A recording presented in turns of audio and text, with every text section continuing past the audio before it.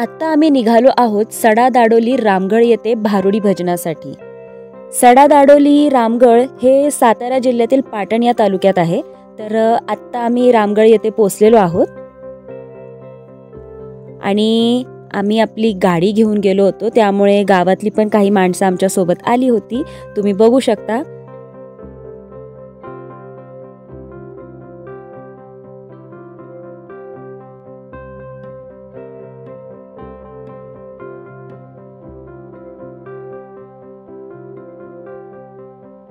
आता ही गाडीतली मंडळी सगळी उतरत आहेत।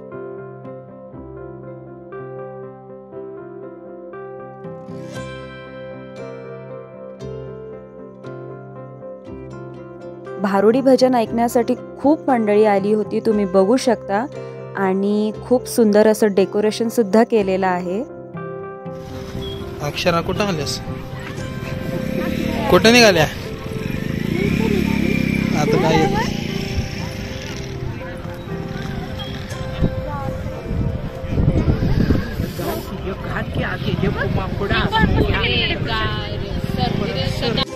तुम्ही बघूच शकता, रामगळ खूप सुंदर पद्धतीने सजवलेला आहे। भगवा झेंडा, लाइटिंग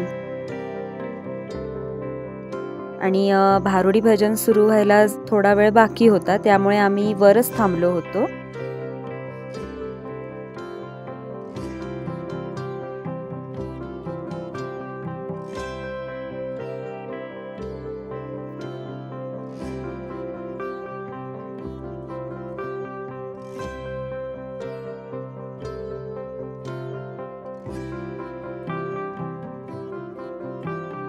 त्यानंतर तिथे आम्ही एका पाहुण्यांकडे गेलो। पाहुण्यांकडे चहा पाणी झाल्यानंतर आम्ही भारुडी भजनासाठी निघालो।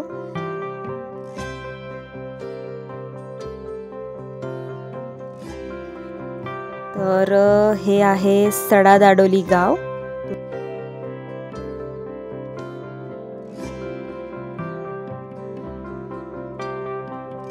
खांबावरल्या लाईटीच्या प्रकाशात सुद्धा सुंदर दिसत होतं सडादाडोली गाव।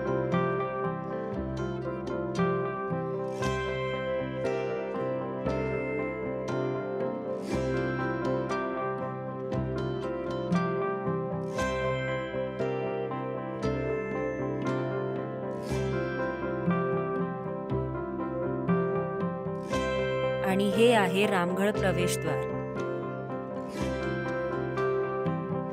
दास नवमी निमित्त रामगळ येथे उत्सव भरतो आणि या उत्सवाला खूप लोक आलेली।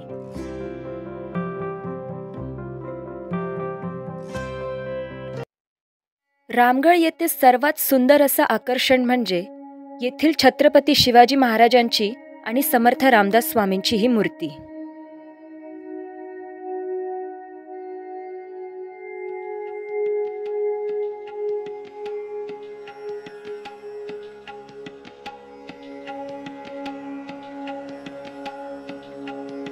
समर्थ रामदासांच्या पदस्पर्शाने पावन झालेली ही रामगळ।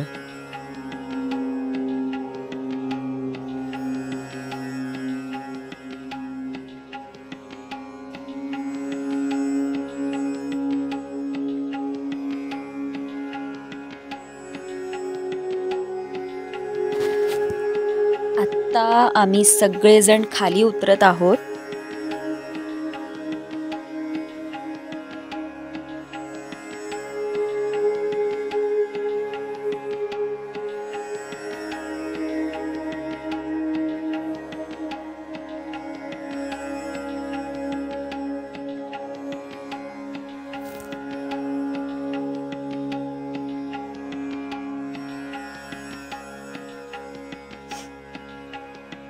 आम्ही जेव्हा तिथे पोहोचलो तेव्हा महाराजांचं कीर्तन चालू होतं।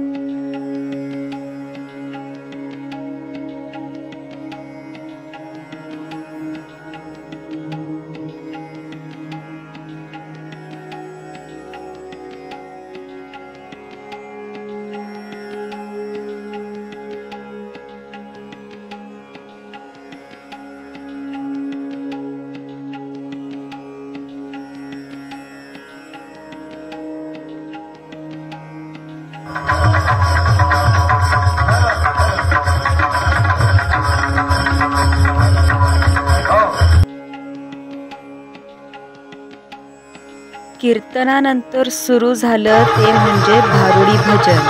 तुम्ही बघूच शकता.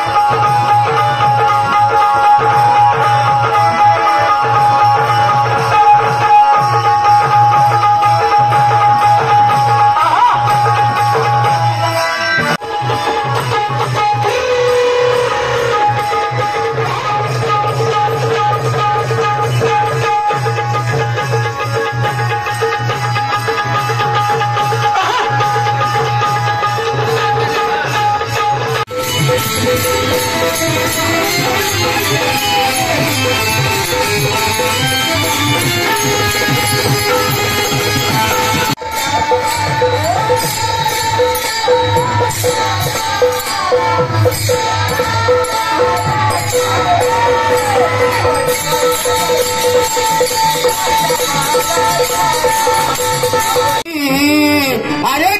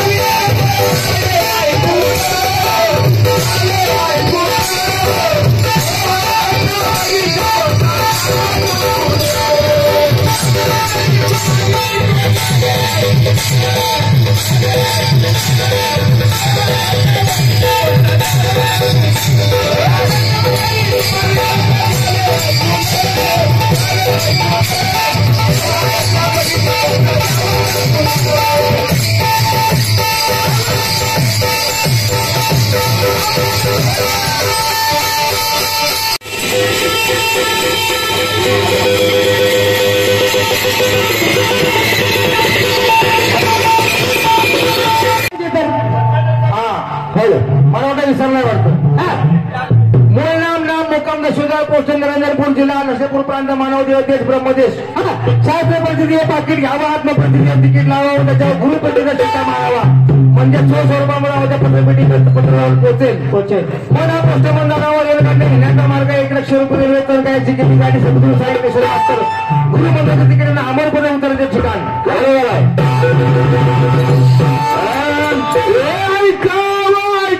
माझा द्वार माय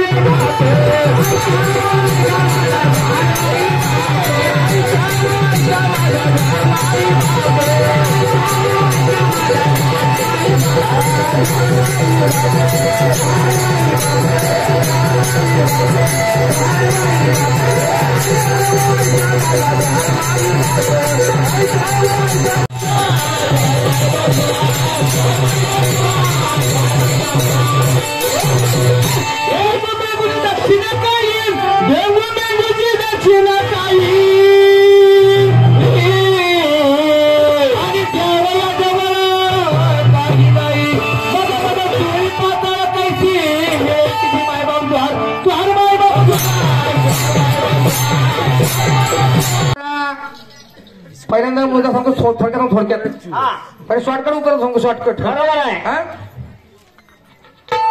परीक्षित राजाचा मुलगा जन्मेजय. परीक्षित राजाचा मुलगा जन्मेजय यांना मंदिर बांधलं भगवान श्रीकृष्णाचं पहिलं मंदिर बरं का. हा विषय तुम्ही मान्य करणार नाही हे मला पण माहित आहे. बर त्याच्या पुढचा तुम्हाला पुरावा सांगतो. असं कसं म्हणताय तुम्ही? त्याचं कारण आहे. होय का? कारण म्हणजे महाकारण त्यांना माहित आहे काय ते. अच्छा अच्छा. पुढच्या वेळेस मी सांगतो काय कारण आहे. काय हे सॅम्पल आहे का? ट्रायल बॉल आहे. Trial ball. अशोक राजा. अशोक राजा म्हणजे राजा अशोक या राजा वेळेपर्यंत बहुधा सुबक मूर्ती अस्तित्वात नसाव्यात पण त्यानंतर ग्रीक सेमेटिक संस्कृतीचा संपर्क झाल्याने त्यांची छाया भारतीय संस्कृतीवर पडून मूर्तिकला अस्तित्वामध्ये आली. वेदकला ब्राह्मणकालीन मूर्तीपूजन नव्हते. वेद काळामध्ये ब्राह्मणकालीन मूर्तीपूजन नव्हते पण त्यानंतर इसवी सन पूर्व 329 साली बौद्ध संस्कृती बरोबर त्यांची संपत्ती आल्यावर ही कला चालू झाली. पतंजली व पाणिनीचे टीकाकारही हीच गोष्ट मान्य करतात. इसवी सन पहिल्या शतकामध्ये ही कला वाढीस लागली. मूर्तीकरण घडत असताना कारणपुरात मस्तके हात आयुधे यांची स्थापना झाली आणि कलाकल्पकतेप्रमाणे मूर्ती घडवू लागले. पहिल्याचे शिल्प म्हणजे पहिल्याचे मंदिर आहे आपल्याकडे जो पुरावा आहे त्यानुसार पहिल्याच्या मंदिराने गांधार शिल्प म्हणजे पहिलं मंदिर आहे. आता हे कुणी बांधलं कोणत्या ठिकाणी बांधलं हे काय सांगता येणार नाही पण अशोकाच्या काळात झालं एवढं आमच्याकडे पुरावा आहे. आता जे पुरावे तर मी बोलणारच नाही आम्हाला आवश्यकता पण नाही. पहिल्यांदा आई कोण म्हणलं? पहिल्यांदा आई कोण म्हणलं नाही का? आता पहिल्यांदा आई म्हणलं का पहिल्यांदा माई म्हणलं ते मी सांगा पहिलं मला. आता म्हणजे त्यांनी जे तुम्हाला सांगितलं की पहिल्यांदा आई कोण म्हणलं म्हणजे तुम्हाला मान्य नाही? मला मान्य आहे की आई म्हणलेलं पण जरा मान्य नाही. थोडं मान्य नाही. बाकी मान्य आहे. बाकी सगळं मान्य आहे. म्हणजे तुमचं काय म्हणणं आहे? पहिल्यांदा आई म्हणलं का पहिल्यांदा माई म्हणलं? मी समाजाला विचारतो. समाजाला विचारतो. अच्छा अच्छा. हा मला वाटलं त्यांना विचारलं. पहिल्यांदा आई म्हणलं का माई म्हणलं? पहिल्यांदा माई म्हणलं. पण हे झालं तुमचं. ह्याच्या वेगळं जर काय त्यांच्याकडे असेल तर ते सादर करतील. बर ज्या वेळेला आता जेवढं माहितीप्रमाणे सांगतो या 10 अवतार घेतले नाही का? नक्की घेतलं का 10 अवतार? आता पुराण सांगतात कथासार सांगतात. बरोबर आहे. म्हणजे भगवंताने 10 अवतार घेतले ते या शरीरामध्ये 10 अवतार बसवून द्यायचे. बरोबर आहे. पहिला प्रश्न आहे म्हणजे मत्स्य अवतार झाला पहिला. हे जे काय असतील ते चालतंय ना? काही करून सांगू सोपं करून सांगू? काय गरज नाही. ठीक आहे सांगतील महाराज. दुसरा प्रश्न दुसरा प्रश्न, मनुष्य प्राणी ज्यावेळी जन्माला येतो हा त्याला शास्त्राच्या हिशोबाप्रमाणे 4 नावं असतात. 4 नाव असतात. हा, माझं एकच नाव आहे. तुमचं जे एक नाव आहे राजेंद्र, हा ते नाव व्यवहारिक म्हणजे तुम्हाला मला काही सांगायचं असेल ते घेण्यासाठी असणार ते नाव राजेंद्र. देवाण घेवाण करण्याकरता बोलवणं हा. आहे. बरोबर आहे. तुमची ओळख म्हणून. हा. हा. दुसरं नाव नावरस नाव आपण म्हणतो, लग्नात वगैरे त्याचा वापर होतो बरं का. बरोबर आहे. हा. चालू नावावर नावरस जुळलं तर नावरसी नाव बघूया. बरोबर आहे. बघूया. हे दुसरं नाव. तिसरं नाव पण सांगतो बरं का. सांगा सांगा. ज्याने सद्गुरू केलाय हा अशांच्यासाठीच आहे बरं का ते. बर.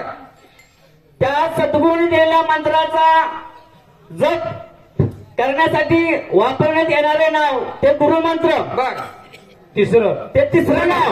आता ह्याच्या पलीकडे तुम्हाला नाव पाहिजे होय? आता ह्याच्या पलीकडे जे 4थं नाव आहे ते समोरच्या नावाने सांगायचं आहे.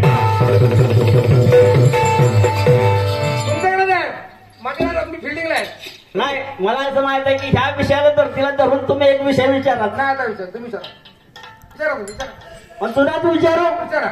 लय दिवस झालेला आहे. विचारा ताई. लय उत्तर गोवांच्याकडे वेगवेगळे आलेले. का बरं मी विचारू मग? तुम्हीच विचारा. भारुडी भजन संपल्यानंतर पहाटे 4-4:30च्या दरम्यान आम्ही सगळेजण घरी निघालो. तर तुम्हाला हा व्लॉग कसा वाटला हे आम्हाला नक्की कळवा आणि आपल्या गावठी महामंडळ या यूट्यूब चॅनलला सबस्क्राईब करा, लाईक करा, शेअर करा आणि कमेंट्स पण करा. धन्यवाद.